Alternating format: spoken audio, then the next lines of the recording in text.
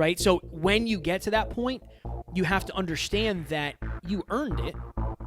It just took time to catch up. So the things that you did to earn this thing, you might not even remember. Certain people will get beyond what they believed was possible at one point, but then they'll think that that's like who they are now.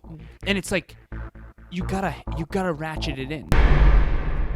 Ladies and gentlemen, welcome back to another very special, as always, episode of Next Level University, where we teach you how to level up your life, your love, your health, and your wealth. We hope you enjoyed our latest episode. We did a speech last week, how to become a more effective speaker. Oh, yeah. We were blessed enough to speak at Toastmasters. Thank you, Sarah, for that opportunity. Today, for episode number 627, what happens when you get further than you thought possible? Excuse me. So we had a wonderful question in Next Level Nation that basically, I'll sum it up, was how do you deal with the pain associated with growing and then having regrets from previous times in your life? So, for instance, this person said, like, I will expand my consciousness, my awareness, I'll get to the next level, and I'll look back and be mad at myself that I didn't know the things that I know now. Right? And we wanted to jump on here and give a couple examples about that, but we've done Growing Pains part 1, 2, 3, 4, 5, 6, 7. I don't know how many we have at this point, but this is one of the, I don't want to say downsides. This is one of the things that comes with a new level of awareness, is oftentimes some regrets that you didn't think you would have, but I think at the end of the day, they're positive. I think you can turn them into positives. For sure. Genuinely. So this is my story. Alan and I were talking about this before, and I think a lot of people feel this way. So understand this. Alan and I are very different. I know Alan can struggle with this concept because Alan has undying self-belief. I don't, and I haven't always had the belief I have now. So when I started Next Level Podcast Solutions, Alan, myself, and Catherine Minnie But Mighty Nash were eating ice cream or froyo in Florida with Catherine, and we were talking about, they were talking about, like, you should start helping podcasters start their show and grow their show. Like, you could make some money doing it. And I was like, yeah, whatever. It sounds like it's an alright idea. So I'm getting a massage one day. I don't know why I was getting a massage. I didn't have any money. I shouldn't have been getting a massage. But I walk out of the massage, and I have a text message from T-Mac. And he said, hey, I have somebody that wants to start a podcast. Like, I'm going to put you in contact with him. You should call this person. And I was like, oh, interesting. This is something. So I end up talking to this person, and John Laredo. John Laredo's been on our program before, many times. Leadership. A couple times, actually. And I end up having a call with him, and he's like, yeah, I'd love for you to come to my place of employment. Let's chat about it. Let's see what it's like. So I end up going there 3 times, talking to him, like, you know, telling him what a podcast can do, giving him ideas of the setup, the price, and all that happy jazz. The last time I go there, we're up in his office, and he says, yeah, I want to do this. Like, let's do this thing. I'm super excited. I want to work with you. How does this work? And I basically said, like, it's X amount to start, and it's X amount per month. And he's like, awesome. I'll Venmo you. Perfect. Let's do it. I'll Venmo you later. And I remember getting in the elevator, and I told Alan this, and on the elevator ride down, I had tears streaming down my face, and I texted Taryn and said, hey, we did it. Because in my mind, getting somebody to pay me multiple $1,000s a month for something wasn't necessarily something I believed was possible. So when I got beyond what I thought was possible, that built a whole new level of self-belief. So this is the analogy I use for Alan. When you play, I don't know if you're watching this or listening, if you ever played Mario. But if you play Mario, the first scene or the first thing you see is like the entire game. Like, you can see there's all this the level, and there's this level, and this level, and this level, and this level, and this level. I think that's what Alan sees. Alan sees almost the whole picture. Where I only see the first level, a little bit of the second level, and then the level that was before. And I think that's where a lot of people are. If you don't believe that you can get to the next level, you probably haven't imagined it. You might not even know how to imagine it, right? I never imagined the podcast getting to where it is. Ever. That wasn't, I couldn't. It didn't make any sense to me. That was like a foreign thought, right? So if you have 2 things. One, wherever you are, there is a next level, even if you don't believe it. Mm-hmm. There is a level way beyond what you thought was possible, unless you have undying self-belief like Alan, and most people just don't, right? I think that's a rarity. Number two, when you do get to that level that you didn't necessarily believe was possible, you're going to start questioning a lot of things. Maybe your identity, decisions you've made in the past, where do you go from here? I think this is where imposter syndrome comes in, right? So when you get to that point, you have to understand that you earned it. It just took time to catch up. So the things that you did to earn this thing, you might not even remember. So when you get to that next level that you didn't believe was possible, you now, I guess, do you figure out what got you there and then try to get to the next level? What's the process? What do you do after that? Okay, now you have more self-belief. Yeah, for now me, you have I a think client. it was celebrate for a short time and think. I'm guilty of thinking when something happens, it's just going to keep happening. So I remember, okay, another story time. I had somebody who said, hey, this person and I were talking about him starting a podcast, and this person has a lot of money. So I said, yeah, it's $1,500 a month for everything we'll do. And he said, what if I'm just going to pay you $3,000 right now for 3 months up front? Can we just do $1,000 a month? Remember? Oh, yeah. And I was like, $1,500 or nothing. Nothing. It became nothing. In my mind, I think that I thought it was going to be easier than it was. Yeah. So I got to a new level, and I assumed that was the level I was at now, even though it's like I didn't do what kept me there. I didn't keep doing what got me there by saying like, well, $1,000 a month is way more than you've ever had for a client. Right. Right? Like just because you get somebody that pays a similar amount doesn't mean you should only take that. This brings me to an interesting point because I've noticed this over time. People who struggle with self-belief and are on Kevin's end of Drive to 5, once they get beyond what they once struggled to believe was possible, a lot of times they do have an ego. A little bit, yeah. And it's interesting because that referral from T-Mac, you didn't reverse engineer that. It's not like that was by design. That was in a weird way. I don't want to say luck. Call it the universe. Call it the law of attraction. Call it whatever. But in this instance with this other person that offered you $1,000 a month for the first 3 months and you were like, no, $1,500. To me, that was like you've a little bit lost sight of first of all, there's a couple things you weren't aware of. This person you knew had a lot of money. And so you figured it was about the money. I told you, no, Kev, this person wants a good deal. Yeah. They want to believe that they're making good choices. So people who are super, super intelligent and very they want to believe that they make good choices more than they actually care about the $1,000, if that makes sense. Whereas with someone, like if you were to have that much money, you probably would be like, yeah, okay, $1,500, let's just do this thing, right? And I think that every time you get to a new level that you never really reverse engineered, it's almost like you have to learn how to reverse engineer it in real time.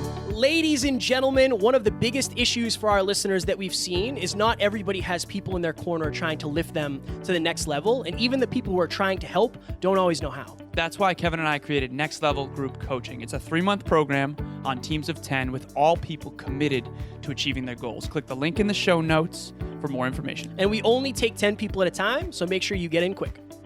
You have to recalibrate. Just to stay. You have to recalibrate just to stay. When you don't know something is possible, when that thing becomes possible, you don't know what else is possible. Because, like, I didn't think it was possible to do that. Now it's like, what else is possible? What else is? So this must be possible then, right? It just made sense. It was like, of course he's going to pay this amount of money. The last person did. Why wouldn't he? Right. This is where I'm at now. This is where I'm at now. Okay. And now it was just a Jeffing. It was Jeffing.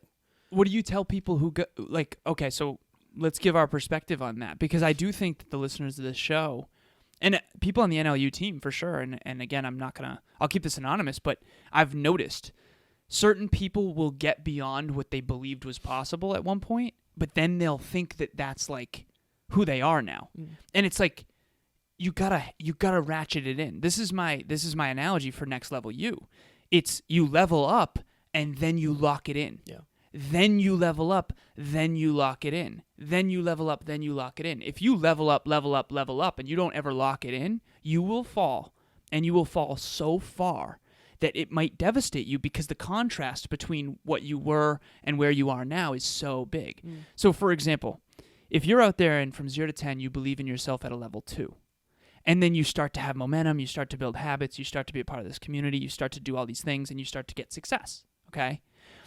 All of a sudden, now you're at a 7. Oh my God, I'm amazing. I'm doing all these amazing things. What else is possible? What else is possible? What else is possible? So you keep trying new things. Now imagine falling from an 8 or a 7 all the way back to a 1, which is even less confidence than you had before because you lost sight of the little things that got you there. And I think that contrast between 8 and 1 is a 7 of contrast. And it feels so devastating because it's like, not only am I worse off than I was before because I started at a 2, but now it's like I'm a 1 and I now know what it's like to feel like a 7. And that's where the identity crisis kind of comes in. And I've noticed this with clients. I've noticed this with team members. And it's fascinating to me. And I want to help our listeners mitigate that in advance. And this is sort of like after the Brendan Burchard event, when you believed in yourself so much, but didn't necessarily know what to do with it. How do we help our listeners ratchet in the new level before they try to level up again? I would just say, and we got to go after this, I would just say the first jeffing is the lesson. You're going to jeff no matter what. So there's going to be a jeffing. There's going to be a mistake that you make. You just have to understand that that's probably a good indication of the level that you're actually at. That's what I would say. Give me an example. That example of the person who said no to $1,500 and said, like, what can we do $1,000? And I said no. That was a huge jeffing. Big time. In retrospect, that cost us thousands, multiple thousands of dollars, relationships, everything. Right? That definitely hurt our business. Yeah, that was. I didn't know. Yeah. I didn't know. I only knew what I knew, and you don't know what you don't know until you know what you know. And when you know what you know isn't what you didn't know, then you know. Right. There's the teaser clip right there. In an interesting way, knowing that mistake is actually what will get you to that next level. You have to. Eventually. You either get the mistake there, or you make mistakes without knowing it and then look back and say, oh, I should have done that differently. It's like, it just gave me a pivot point quicker. Very quickly, I was like, oh, that's a mistake. That has leaked into my actions. Now, every time I'm on the phone with somebody, I'm thinking like, if they can't afford this, like, what do I do? What do I do where I can make it a win-win? Right, exactly. Right? It's not about making the most amount of money. It's about helping. It's everything. Mastery, impact, and profitability. Yeah, which we didn't know back then. No, I was looking just for the money because I was in such a scarce place. Whereas, like, I need this money. Well, you were on a high. I was on a high, but my high was emotional, not logical. I logically wasn't in a good place financially. Right. You know, it's not like I could have just said, for $500. So what do our listeners do when they find themselves beyond what they thought possible? Understand that you belong where you are, but you'll only stay there for as long as you do what you did to get there. Right. I think that's the only way to stay there. And understand that your jeffings might, if you make a mistake, it might make you feel like you don't belong where you are, but the way you get up matters more than the mistake. Always, in everything. The way you bounce back matters more than the jeffing. You will always jeff. Yeah. Always. For the rest of your life, you will make mistakes. For sure. My question to you is, for the rest of your life, will you get up after? And will you learn from them and not better. keep making the same mistakes over and over and over? It's a fire episode. It was strong. I enjoyed this. Ladies and gentlemen, if you are looking for the best community in the world, I'll say it. I'll say it. True. You can join our private free Facebook group, Next Level Nation, where every single day somebody is posting, asking questions, getting vulnerable. We want to create a safe place where you can get to the next level. You can ask questions. You can tell your story. You can learn, but you can be you. At the end of the day, there's not a lot of places where people feel comfortable being themselves, right? Some people don't even tell their families what they want out of life, but they tell people in Next Level Nation. That's why we created it. Link in the show notes. It's free, no strings attached. We just want to help you get to the next level. If you're a listener of this show and you've ever been curious to meet Kevin or myself, please reach out, DM Kevin or myself. He's at NeverQuitKid on Instagram, at NeverQuitKid. I'm at Lazaros88, ALAZAROS88. One DM can change your life. Kevin and I are doing free calls with listeners.